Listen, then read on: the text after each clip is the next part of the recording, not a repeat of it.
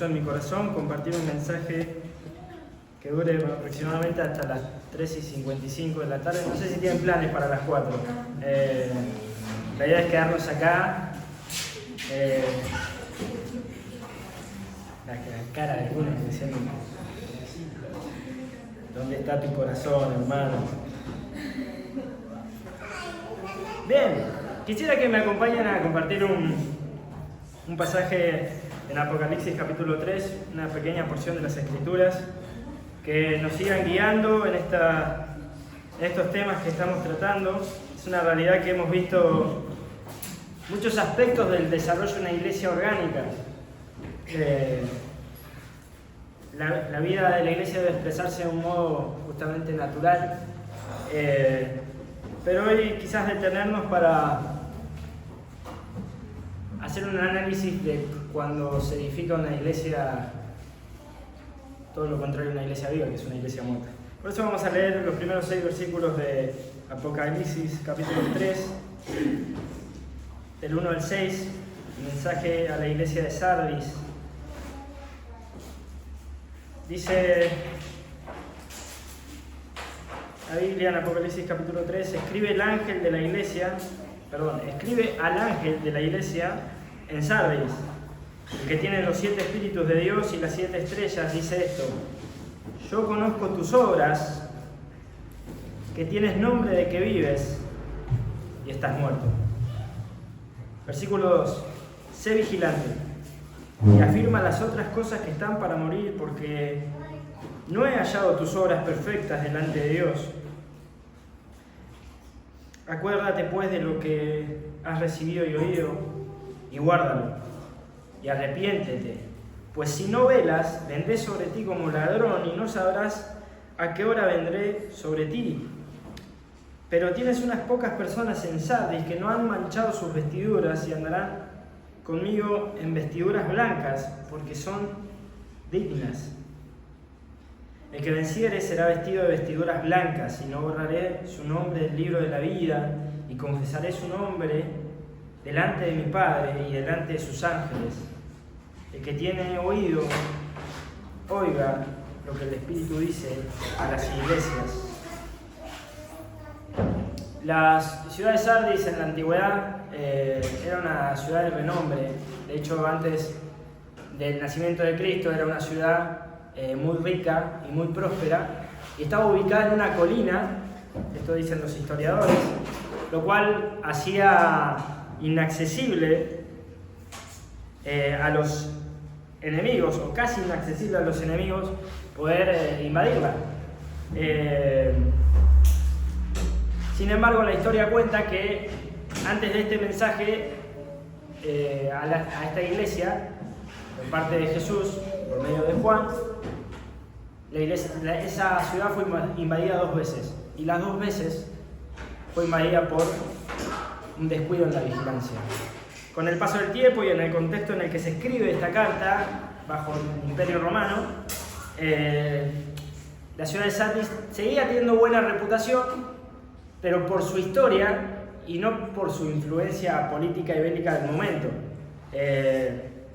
Pero Jesús, al momento de advertir a esta iglesia y de establecer un juicio, utiliza estos componentes contextuales para que presten atención y que sean conscientes de que, así como les sucedió en su historia, si no eran vigilantes de su realidad espiritual, iban a ser destruidas.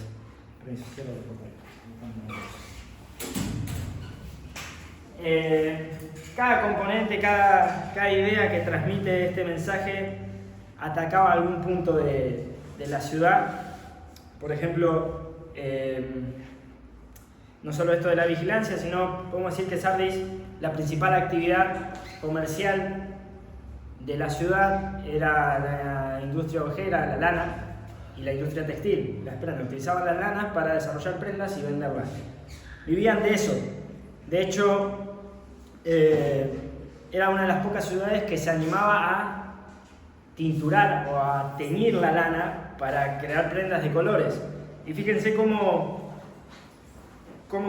Cristo utiliza esta realidad llevarlos a su realidad espiritual. Y por ejemplo en el versículo 4 dice: pero tienes unas pocas personas sensatas que no han manchado sus vestiduras. Utiliza la idea cotidiana de ellos para llevarlos a su realidad espiritual. Las vestiduras manchadas siempre refieren a la vida espiritual reflejada en el carácter de las personas. Entonces, podemos decir que la iglesia de Sardis no tenía un problema de reputación, no tenía un problema de organización, quizás no tenía un problema de doctrina o de creencia, y no tenía un problema de imagen, pero le faltaba vida. Dice: yo conozco tus obras, que tienes nombre de que vives y estás muerto. ¿Qué problema? Muchos estudiosos dicen que este es el perfil de la iglesia religiosa, donde todo aparenta bien, sus actividades, sus ministerios, las personas que asisten, se ven bien, pero no hay una realidad transformada en su interior. No conocen de Cristo. ¿Cuál es la advertencia directa de Cristo? 5 cosas. La advertencia de Cristo es como el pase milimétrico a la cabeza de Messi a Lautaro el miércoles. Fue muy específico. Utilizo esa referencia porque me imagino que han visto algo. Sé vigilante. Versículo 2. Afirma las otras cosas que están por morir. Versículo 3. Acuérdate de lo que has recibido y oído, y guárdalo, y arrepiéntete. Las instrucciones para esa iglesia fueron muy específicas. El juicio de Cristo, esa frase de que tienes nombre de que vives, pero estás muerta, es tan crudo y es tan real que necesita la más mínima y la máxima atención para no caer en la edificación de una vida que parece cristiana, pero que en realidad está muerta. Entonces, hay algo que me parece espectacular en el término de ser vigilante, que es estar atentos, porque en realidad en nuestras iglesias y en nuestra vida muchas veces la debilitación espiritual, ¿sí?, viene por un proceso silencioso. No siempre ocurre cuando tomamos malas decisiones, no siempre ocurre cuando pecamos, porque ahí es visible, nos damos cuenta y Dios nos llama a arrepentirnos. Pero Dios le hablaba a una iglesia que creía que hacía todo bien, que tenía una reputación de una iglesia viva. Entonces Dios hoy trata nuestras vidas y nos invita a revisar ese proceso silencioso que muchas veces debilita nuestra fe y por ende debilita a la iglesia. Y en esta mañana yo traje algunos peligros específicos, generales e históricos de la iglesia que se ven reflejados muchas veces en nuestra vida cotidiana. Así que vamos a hacer este pequeño recorrido juntos. Y siempre vamos a tratar de llevarlo a cómo eso me está afectando hoy a mí y quizás no lo estoy viendo. Cómo quizás estoy en la parte del plano de la edificación que está fuera de la vida de Dios, fuera de la idea de Dios, fuera del diseño de Dios para mi vida. Por ahí creo que estoy siendo muy cristiano, pero la verdad nunca me transformó. Entonces, voy a tratar de ser breve en los peligros, si no los dejaré para más adelante. Sí quiero atender el primero y el fundamental, que creo que es algo que ya estuvo hablando Juancho un poco al respecto. Pero si yo les tengo que preguntar, ¿cuál es el pecado favorito, el más repetido, en el que más recaía el pueblo de Israel después de salir de Egipto? Cuando ustedes se dirigen al Antiguo Testamento, ¿cuál es el pecado? Es buena la queja. La idolatría. La idolatría. Creo que nunca Dios levantó tantas personas en el desarrollo de su plan, en el antiguo pacto, para juzgar la idolatría. La inconformidad, la queja son producto de una vida sin el gobierno de Dios, sin el diseño de Dios, producto de que hemos encontrado identidad en otros diseños.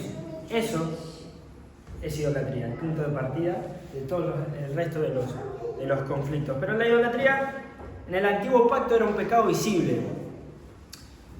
Era tan visible que era atractivo para el pueblo de Israel. Dios les dijo: no adoren otro Dios que no sea yo. La traducción para el pueblo fue: vamos a buscar todos los dioses posibles que nos hagan bien a nosotros. Con el paso del tiempo, la idolatría ha mutado y ha tomado diferentes formas y se ha metido dentro de nuestras vidas hoy de una manera más silenciosa, que hasta a veces no la podemos reconocer. Porque en el cristianismo podemos decir, si hablamos de idolatría, lo primero que se nos viene a la mente, pues somos expertos en analizar la vereda del frente, pensamos en idolatría y decimos el gauchito Gil, ¿no? Las procesiones, los peregrinajes, las estampitas de los santos, la estatua de la Virgen María, y la Virgen María, en sí, todo el concepto que la rodea. Eso es idolatría. Y sí, es una idolatría que se ha deformado a lo largo de los tiempos, porque todas las cuestiones gráficas y de imagen de la Iglesia Católica nacieron con un buen fin, digamos. En la época en la que la Iglesia se hace una con el Estado, aproximadamente en el año 380 después de Cristo, el cristianismo empieza a expandirse por medio de imágenes, porque la gente en la antigüedad no tenía acceso a la alfabetización, o sea, no sabía leer ni escribir, entonces tomaban las imágenes como medio de aprendizaje. Pero el ser humano tiene esta tendencia de encontrar algo que le gusta y hacerlo un Dios. Entonces, con el paso del tiempo, eso ha tomado forma de ídolo y ha corrido de ese lugar a Dios. Y esa es la realidad que tenemos que preguntarnos hoy, en este peligro de la idolatría. Y eso es lo que tenemos que vigilar hoy, que afirmar hoy, que recordar lo que nos han enseñado y oído, que guardarlo, que es sinónimo de obedecerlo en la Biblia, y arrepentirnos. Muchas veces cuando hablamos de idolatría en nuestras congregaciones hablamos de las modas, pero la realidad que si bien las modas se meten dentro de nuestras congregaciones y dentro de nuestras vidas, el profeta, cuando tenía que cuestionar al pueblo sobre la idolatría, no se hacía la pregunta de qué estaba de moda. La pregunta era: ¿qué está ocupando el lugar de Dios en la vida del pueblo? Esa es la pregunta, es la principal pregunta para analizar nuestra vida respecto a la idolatría. ¿Qué está ocupando el lugar de Dios? La idolatría tiene un único objetivo: es robar nuestra identidad, es distorsionar nuestra identidad. Es algo que recién explicaba Juancho. Dice: mientras más nos acercamos a Cristo y buscamos a Cristo, más nos parecemos a Él. En realidad lo que está queriendo decir, nuestra identidad está en Cristo. Nosotros somos seres creados por Él y nuestra identidad, lo que somos, está en el Creador. La iglesia tiene un diseño divino y su identidad está en Cristo, porque la iglesia es el cuerpo de Cristo. Cuando otra cosa forma mis ideas, cuando otra persona forma mis ideas, otra actividad forma mis ideas, otro medio forma mis ideas, mis valores, mi manera de pensar, estoy construyendo una identidad fuera de Cristo. Eso es idolatría. Eso es idolatría. Todo lo que moldee mi conducta, producto de mis ideas o de mis decisiones y de mis convicciones, que no es Cristo, que no tiene que ver con sus valores, que no tiene que ver con su palabra, es idolatría. John Piper utiliza una frase espectacular en uno de sus libros y él dice: cuando el ser humano admira más la creación que al creador, eso es un acto de traición, eso es un acto de idolatría. Entonces necesitamos ser sinceros con los ídolos silenciosos que se meten por nuestros ojos, que se meten por nuestros sentidos. Como decía Juan, somos lo que comemos, y si comemos y consumimos cosas que no tienen que ver con Cristo, eso va a terminar moldeando nuestra manera de pensar, nuestra manera de sentir, nuestra manera de relacionarnos, nuestra manera de actuar. Pero cuando consumimos Cristo, cuando comemos del pan de vida, cuando le damos el lugar que Él se merece, cuando le conocemos, ¿sí?, por medio de las Escrituras, cuando le buscamos, ¿sí?, Él se va formando en nosotros y empezamos a expresar su pensamiento, su carácter, sus actitudes, su actuar, su andar. Brillamos con su luz, como decía Juancho. Fíjense qué conectados que estamos. No es que nos pusimos de acuerdo con Juancho, pero gracias, Juancho, por dar la introducción.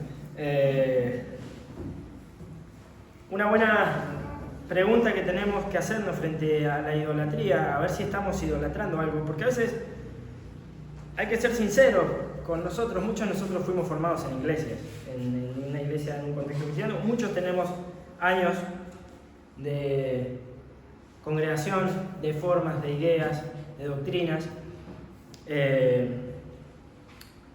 Y a veces eso también se vuelca a una especie de idolatría, ¿sí? A veces los ministerios se vuelven un fin en sí mismo y eso es idolatría, porque el ministerio es un medio para dar a conocer a la persona de Cristo. No es un objetivo específico para vos, un ministerio, vivir y morir en ese ministerio. El objetivo, el propósito es que Cristo sea glorificado, sea visto, sea conocido. El ministerio que Dios te da es para que vos lo hagas. La actividad donde Dios te puso es para que vos puedas dar testimonio de Él, ser testigo. Para eso fuimos llamados. La doctrina, muchas veces, una de las primeras cosas que me dijeron cuando entré a esta congregación, yo era un joven niñato de 18 años, me agarró un señor mayor y me dijo, un gran señor, no es por hablar mal, digamos, una persona que un respeto, y me dijo, ¿de dónde venís? Y yo le comenté, bueno, vengo de una iglesia bautista. Entonces ella agarró y me dijo, sí, los bautistas son muy buenos, muy lindo todo, yo también venía de una iglesia bautista, pero me quedé acá porque acá tenemos la sana doctrina. Esa fue la primera frase que yo recibí acá cuando entré a la congregación de Donado. Y hizo eco en mi corazón, hizo ruido. ¿Cómo que tenemos la sana doctrina como si fuera el objetivo de congregarnos? La doctrina no tiene el sentido de ser un fin en sí mismo. La doctrina establece los límites por donde yo puedo vivir mi vida. Pero la doctrina no reemplaza a Cristo. Me permite no correrme de Él, ¿sí? Un teólogo lo representa, esto yo creo que lo hablé con muchos. Se llama Justo B. González. Él dice que la doctrina es como, voy a usar el ejemplo del partido de fútbol, como un partido de fútbol, le uso otro ejemplo. Sabemos cómo se juega, sabemos que hay que meter goles para ganar, y para que todo sea competitivo y correcto, ¿sí?, están las líneas que delimitan, digamos, el centro de la cancha, la línea que delimita el arco con las redes, tiene que haber un barrendero de córner, tiene que haber líneas laterales, tiene que haber un reglamento de juego. Entonces, él dice, la doctrina es como los límites de ese juego, ¿sí? La fe en Cristo y Cristo, ¿sí?, es el juego en sí. Ahora, yo puedo, ¿sí?, jugar dentro de los límites o en un momento empezar a correr y me pinta agarrar la pelota con la mano. Yo voy a estar jugando a cualquier otra cosa que no sea fútbol. De la misma manera, si yo me corro de la doctrina, ¿sí?, yo voy a estar viviendo cualquier otra vida o cualquier otra fe, pero eso no es Cristo. Entonces, las doctrinas nos sirven para limitar lo que es y lo que no es Dios, pero no forman a Cristo en nosotros, ¿sí? Lo que forma a Cristo en nosotros, ¿sí?, es una vida rendida, es una vida que decide poner su ego de lado, su yo de lado, sus deseos de lado, para que Dios haga su voluntad en nosotros. A veces la doctrina en nuestras congregaciones, sobre todo en iglesias fundamentalistas, ni hablar de la Biblia, pero no me voy a meter ahí, pasamos mucho tiempo defendiendo nuestras opiniones, en vez de evidenciarnos con nuestra vida a Cristo. Y es un peligro, porque a veces lo establecemos como bases de nuestras instituciones. A veces es como la base de nuestra búsqueda de Dios. Si no buscamos a Dios y no tiene un contexto doctrinal, no estoy aprendiendo nada. Fíjense cómo eso parece una idea genérica y a veces se mete en nuestro día a día. La iglesia de Sardis tenía todo ordenado, parecía que era una iglesia viva, pero estaba muerta. Porque eso que ellos tenían en papeles no había transformado nunca sus vidas. Necesitamos acercarnos a Cristo bajo los límites, sí, pero necesitamos acercarnos de tal modo que eso nos transforme. Si eso no se ve reflejado en mi día a día, si no se ve reflejado en mi carácter, en cómo trato a los demás, en cómo soy en mi trabajo, en cómo soy con mi esposa, en cómo soy con mis hijos, si eso no se ve, yo estoy llenando mi vida de un montón de cosas. Estoy llenándome de un montón de identidades, pero estoy edificando una fe muerta que no va a dar fruto para vida eterna. Seamos vigilantes. Muchas veces la familia también ocupa el lugar de Cristo. El trabajo ocupa el lugar de Cristo. Personas, sermones que nos gustan, con las que nos identificamos, a veces tomamos más tiempo en defenderlas y en protegerlas que evidenciar nuestra fe en Cristo. Escuchaba a Pablo Mangol y con esto cierro esta idea, y me llevó a hacerme una pregunta muy específica que nos puede ayudar frente a los ídolos silenciosos de nuestra vida. Él contaba su testimonio, no sé quién estuvo el domingo pasado, pero él dijo que él estudió ingeniería agrónoma y cuando se recibió le ofrecieron trabajo en la empresa de Ledesma. Y le hicieron varias entrevistas y en la última entrevista tardaron en llamarlo y cuando estaban por entrar a una empresa prestigiosa donde se aseguraba su vida, donde económicamente iba a estar estable, el tipo toma la decisión de irse a estudiar la palabra de vida. Resigna su trabajo y su estabilidad económica para dedicarse a su vida espiritual. Y cuando ocurre esto, el primer conflicto fue en la casa. Los padres le dijeron, no, estás loco. ¿Cómo vas a resignar tu estabilidad económica? Y él hace la pregunta, dice, no entiendo. O sea, ustedes me formaron toda mi vida con valores cristianos, con consejos cristianos, para que yo dedique mi vida a Dios. Y cuando tomo la decisión de hacerlo, ¿está mal? Lo echaron de la casa igual. Pero me hacía pensar esto, ¿cuál es el filtro de nuestros ídolos? Porque a veces encontramos admiración en cosas que no son Dios, pero ¿cuándo eso se convierte en ídolo? Cuando Dios te lo pide. Si entendés que tu familia es lo más importante, ¿no?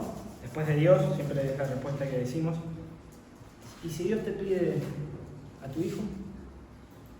¿Se lo darías? Si Dios te pide a tu esposa, a tu esposo, a tu compañero, ¿se lo darías? Si Dios te pide tu trabajo, ¿no? Como conozco un testimonio de un salteño, Dios lo llamó a las misiones a ir a predicar a un país del Medio Oriente, un salteño que no tenía ni primer grado terminado, ir a una ciudad donde era musulmana, no se podía predicar abiertamente y que encima tenías que manejar el idioma árabe, que es uno de los más difíciles del mundo. Dios lo llamó y él entendió que tenía que dejar su trabajo, tenía un buen trabajo, vendió todas sus cosas y se fue y se mudó para allá.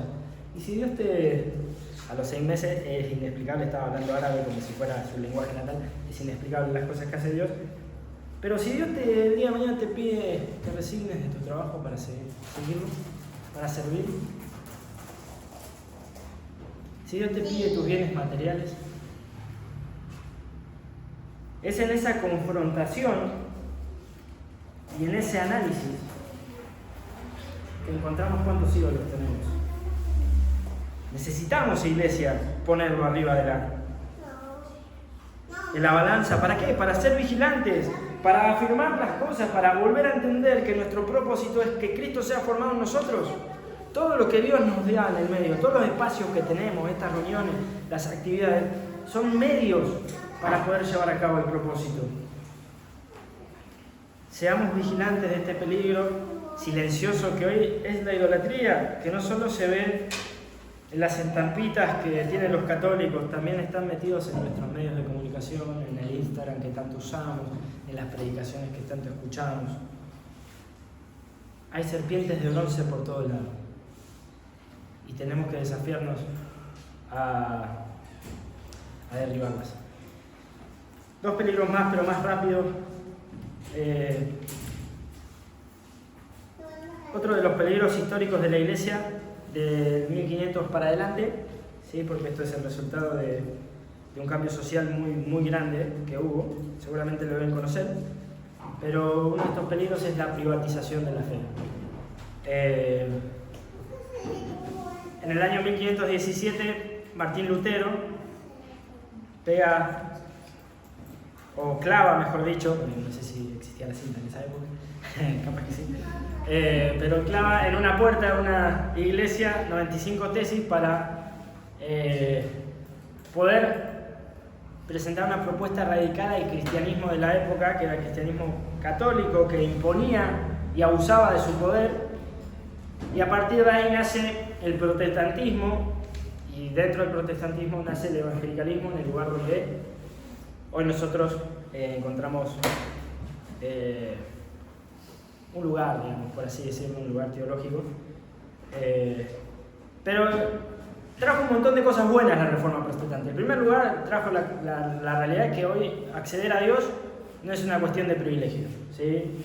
No es una cuestión de que solo lo hace el sacerdote de la iglesia. Acceder a la salvación no era una cuestión de esfuerzo humano, no había que pagar nada para salvarse, ¿sí? Sino que había que venir con un corazón arrepentido. Y Lutero trabaja muy bien estas cosas. Pero esto trajo una consecuencia negativa, producto de la naturaleza caída del ser humano, que fue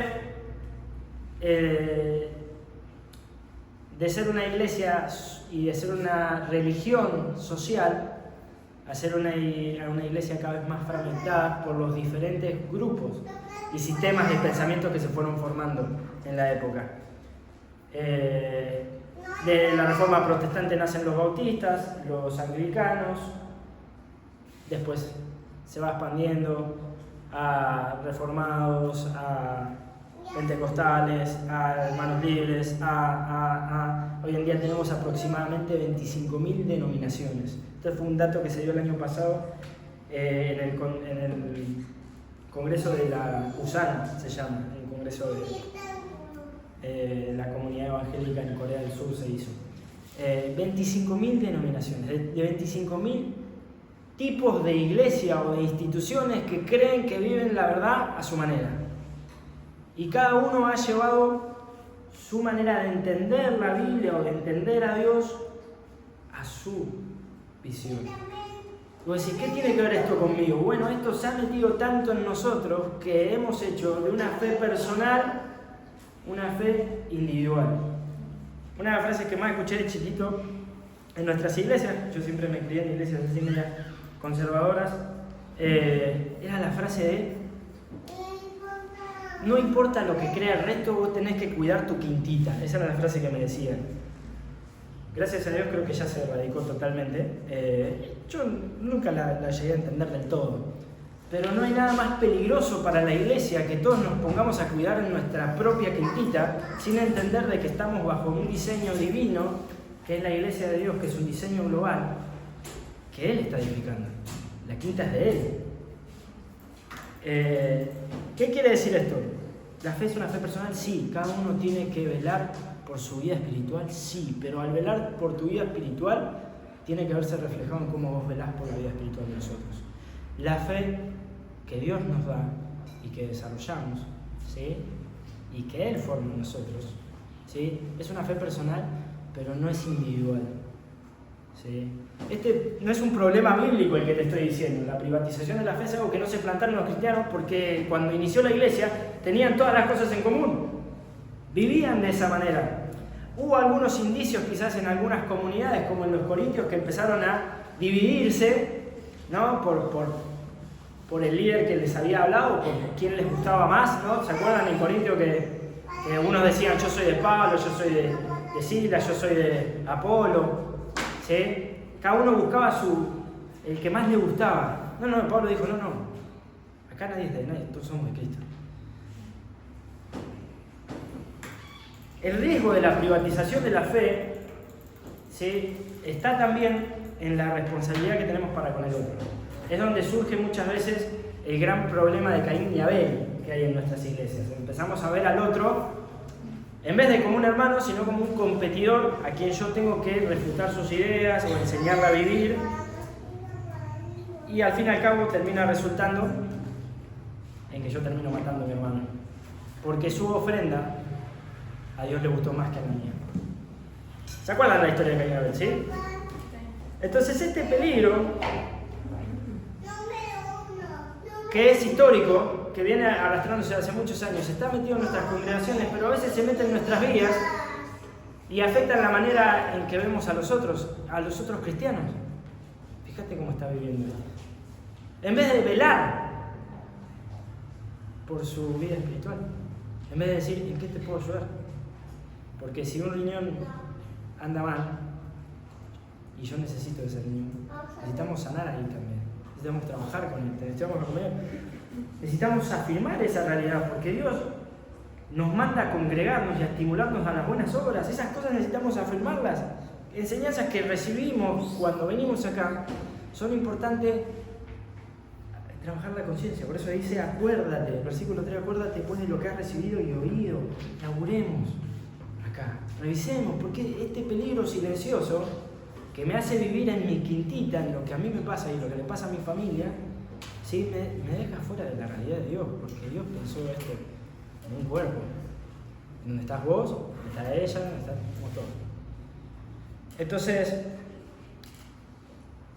obedezcamos lo que hemos oído, lo que hemos aprendido, y si no lo estamos haciendo, arrepentámonos.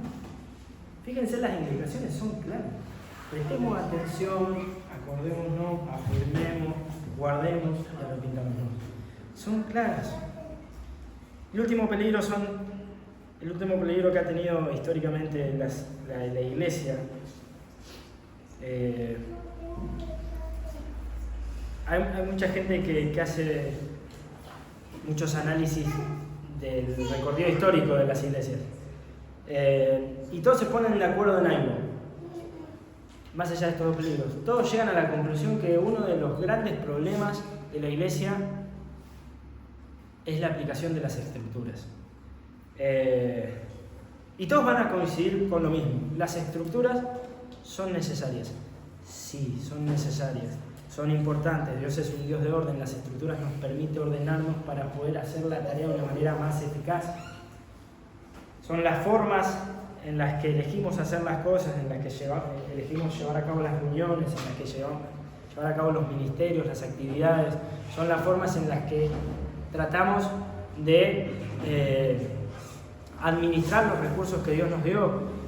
Entonces, el problema es que históricamente el ser humano ha convertido la estructura y la estructura eclesiástica en un fin en sí mismo. Esta es la manera en la que se hace. Si se está haciendo de otra manera está mal. Si no corremos de acá, estamos pecando, nos estamos desviando. Y es un conflicto. Es un conflicto silencioso, porque el cristiano está comprobado que en sus primeros años de creyentes tiene la facilidad de aprender algo en un orden estructurado que la verdad misma que lo tiene que transformar. Y a veces las estructuras no desean ser cambiadas porque atentan contra nuestra comodidad. Cuando la estructura no funciona como un medio, si yo no utilizo las actividades que hago acá, las reuniones de la manera que hago acá, para glorificar a Cristo, porque esa es la intención de la estructura, ¿sí? Y la utilizo simplemente para preservar mi comodidad, porque acá siempre se hizo así, y siempre se va a seguir así, porque funciona así, ¿sí? Se desvió del plan de Dios. Estamos edificando nuestra propia institución, nuestra propia organización, que no es lo que Dios llama iglesia.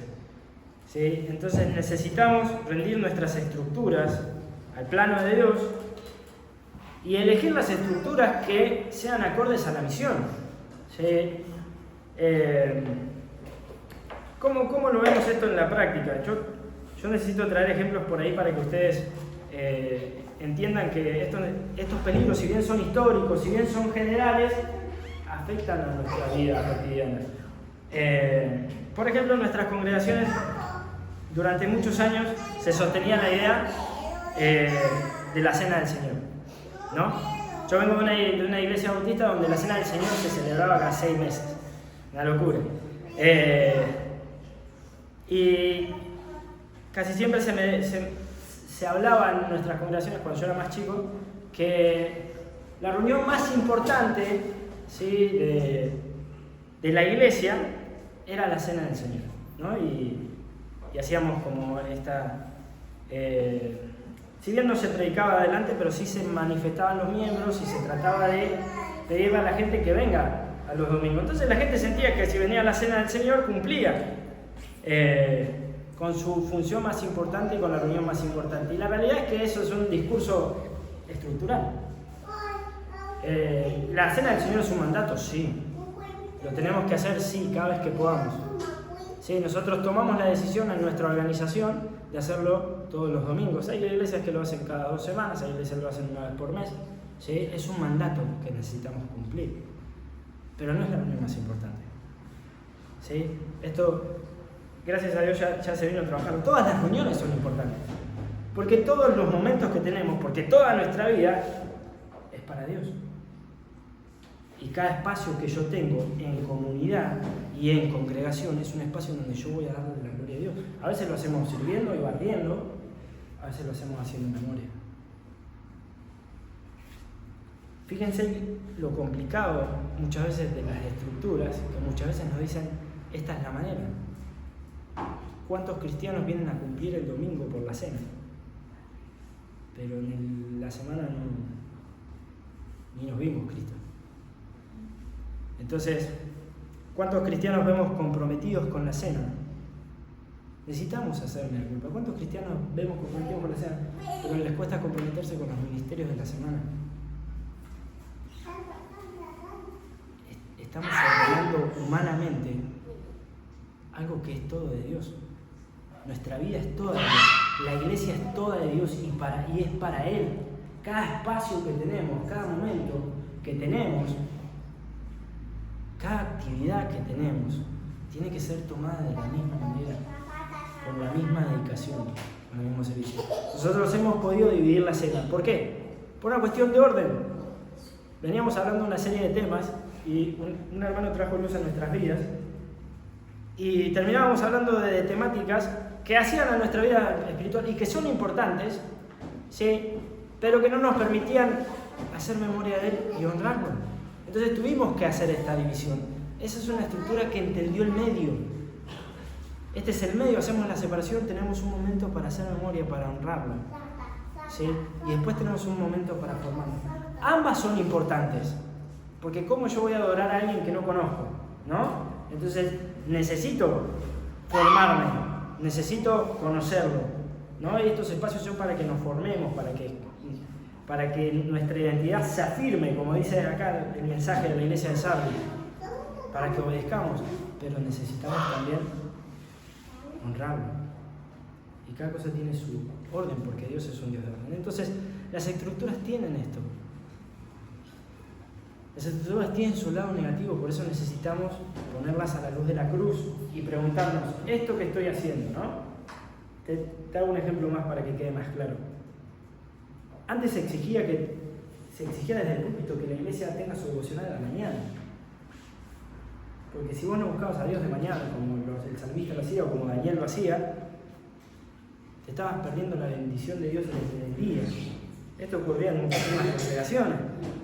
Hasta que nos empezamos a dar cuenta que muchos de nosotros a la mañana estamos sentados en la cama cuestionándonos el porqué de nuestra existencia y no entendemos nada de lo que pasa. Y le rogamos a Dios que no se cruce ninguna persona que quiera conversar con nosotros. Pero si no lo hacíamos de esa forma, de esa manera, no lo estábamos haciendo bien. Y hemos entendido que la vida devocional Es algo que ocurre todo el tiempo. Todo el tiempo puedo estar orando, todo el tiempo puedo estar meditando en algo que leí anteriormente. En algún momento del día parar, sentarme a leer la Biblia, frenar un cachito. No es que si me levanto y no oro, no va a salir bien ese día. No funciona así la fe. La vida en Cristo no funciona sobre estructuras inamovibles. Lo único que es inamovible en nuestra vida es Cristo. Él es la roca. ¿Sí? Nuestra vida debe ser analizada bajo la lupa de Cristo. Y ahí estamos todos hasta las manos. No sobre las ideas, no sobre las estructuras. ¿Las necesitamos? Sí, las necesitamos, porque Dios ordena nuestra vida por medio de las estructuras, pero no son un fin en sí mismo. No es que si vos haces estas cosas de esta manera, no, son como en tiempo de mundial estas cosas de las cabras. No es que si vos te sentás en un solo lado de la mesa, va a hacer que eso influya en el jugador para que de repente se ilumine y haga un gol. No sé si hay un escaburero acá. No funciona así, lamentablemente. Dios se manifiesta de la manera que Él quiere manifestarse, pero se manifiesta de una sola forma, la forma de su Hijo. ¿Sí? Dios no quiere comunicarnos otra cosa. La Biblia no fue diseñada para otra cosa que hablarnos de su Hijo. Entonces, qué peligro para nosotros no darnos cuenta que muchas veces preferimos la estructura a una vida transformada por Él. Peligros que son silenciosos. Hay muchos más peligros, hay peligros que son más visibles, nuestros deseos, nuestros pecados, nuestras carnes, nuestras batallas internas, que Dios te pide constantemente que las lleves a la cruz. Pero frente a estos peligros silenciosos, frente al peligro de la iglesia de Sardis, Dios le dijo: sé vigilante, presta atención a lo que te está ocurriendo, afirmá las cosas que todavía no murieron, que siguen estando ahí. Acordate lo que aprendiste, acordate lo que recibiste, lo que oíste, guardalo. Guardarlo es obedecer. Y si no lo estás haciendo, arrepentirte. Si vas para allá, es tiempo de seguir el camino de Cristo. Dato final: hay 7 mensajes para 7 iglesias distintas en el Apocalipsis. Las 7 iglesias desaparecieron en la historia, no existen más. Están en Turquía, pueden hacer un tour y por ahí podés conocer dónde estaban ubicadas y las comunidades que eran, un poco la historia. Pero a veces nuestra vida se vuelve eso. Nuestra vida espiritual simplemente es un museo. ¿Qué problema? Vigilemos aquello que lamentablemente debilita nuestra fe. Y que el día de mañana, si Jesús viene y analiza nuestras obras y nos dice: yo conozco tus obras, la pregunta para vos es: ¿cuáles son? ¿Qué te diría Jesús? ¿Vivís una fe viva o vivís una fe muerta? ¿Sí? Que Dios nos guíe a ser parte de su edificación, a ser vigilantes y a poder constantemente revisar esos peligros que terminan matando a nuestra fe. ¿Oramos? Señor, gracias